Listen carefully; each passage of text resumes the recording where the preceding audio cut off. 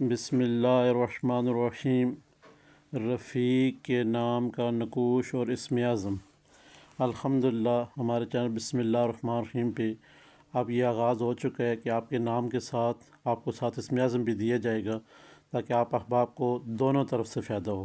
یہاں پہ دیکھیں گے جو رفیق کے نام کا نقوش ہے اس میں کیا کرنا ہے ہم نے، اور ساتھ میں ہی دیکھیں گے کہ اسم اعظم کیا ہے۔ اسم اعظم رفیق نام کے جو بن رہے ہیں یا نورو یا سمد، یہ آپ نے 390 مرتبہ پڑھنا ہے۔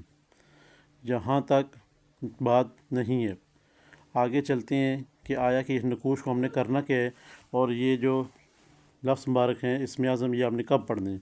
آپ چلتے پھرتے بھی پڑھ سکتے ہیں، مگر جب آپ کو کوئی حاجت پیش آئے، جب آپ کوئی مسئلے مسائل ہوں، جادو جنات اثرات بندش نظر بد یا اور ایسے زندگی کے معاملات جو کہ رک گئے ہیں، اس وقت آپ نے پھر کیا کرنا ہے، اسم اعظم سے کیسے کام لینا ہے۔ جیسے کہ یہ نقوش ہے، نقوش آپ نے فوٹو کاپی کروا لینا ہے۔ نقوش کی فوٹو کاپی کروانے کے بعد جہاں پہ خانہ خالی ہے وہاں پہ اپنا نام، اپنی والدہ کا نام اور بیچ میں اپنا مقصد تحریر کرنا ہے۔ مقصد تحریر ہو گیا، اب آپ نے اس کی فرنٹ پہ خوشبو لگانی ہے۔ خوشبو لگانے کے بعد اس کو بنوا کے اپنے دائیں بازو کے اوپر آپ نے باندھ لینے ہیں۔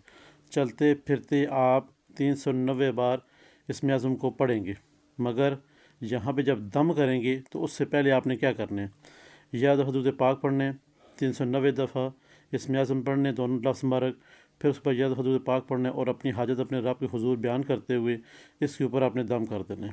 اس کے اوپر آپ نے نقوش کے اوپر دم کر دینا ہے۔ آپ کی جو بھی حاجت ہے انشاءاللہ وہ چاند ہی منٹوں میں، چاند ہی گھنٹوں میں پوری ہو جائے گی۔ جو شخص کہتا ہے کہ پوری زندگی میری بہتری آئے اور میرے اوپر کوئی جادو جنات اثرات نظر بد بندش رکاوٹیں اور ایسی مصیبتیں جو کہ آ رہی ہیں وہ نہ آئیں، اس کو چاہیے کہ چلتے پھرتے اپنے نام کا اسم اعظم یا نورو یا سمد جل جلالہ یہ پڑھتا رہے۔